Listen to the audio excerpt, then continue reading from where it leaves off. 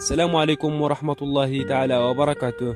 تحالفت العديد من العوامل لتضع المغربي ياسين بونو حارس إشبيلية الإسباني في مقدمة الأسماء المرشحة لنيل جائزة أفضل لاعب أفريقي للعام الحالي، نظرا لخمسة عوامل بدأت بتألقه في مونديال قطر، وأخيرا إحراز لقب الدوري الأوروبي.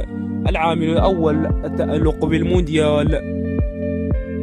لم يسبق في تاريخ مسابقة كأس العالم أن ظهر حارس عربي أو أفريقي في نسخة واحدة 6 مباريات مثل ما حدث مع بونو في بطولة قطر، بعدما قاد أسود الأطلس لخوض 7 مباريات كاملة في إنجاز تاريخي غير مسبوق. كما حافظ على نظافة شباكه في 4 مباريات خلال هذه النسخة، ونال جائزة الأفضل في مباراتي إسبانيا والبرتغال، وكان سببا في إقصاء رفاق النجم البرتغالي كريستيانو رونالدو من دور الربع النهائي. وضعه تألقه منافسا على جائزة أفضل حارس في هذه النسخة ليحل خلف الأرجنتيني مارتينيز، وتقدم على ليفاكوفيتش حارس كرواتيا. العامل الثاني: اعتراف فيفا. مكافأة له على هذا التألق اختير بونو ليكون ضمن الثلاثي الأفضل في جوائز ذا بيست التي نظمها الاتحاد الدولي لكرة القدم، وقد نافس مرة أخرى مارتينيز الذي تفوق عليه بفارق ضئيل، مع اعتراف الأخير بأفضلية الحارس المغربي الذي حل وصيفا. وقد تقدم بونو على البلجيكي تيبو كورتوا الذي قد كان نافسه أيضا على جوائز فرانس فوتبول ليكرس الحارس المغربي تفوقه الذي يمنحه الأفضلية في السباق الأفريقي.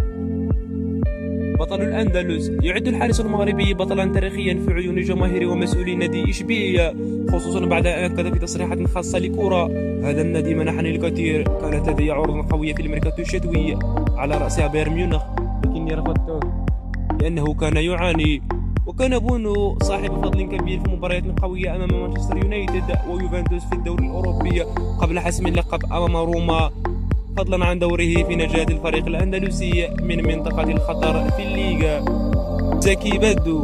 الحارس الأسطوري لكرة القدم المغربية، العديد من القواسم المشتركة، فكلاهما ولد في نفس اليوم 5 أبريل، وكلاهما لعب للوداد وانطلق منه للاحتراف في الليغا، وكلاهما نال جائزة زامورا في إسبانيا، وكلاهما مثل المغرب في الكان، وقاد الأسود بتخطي الدور الأول بالمونديال.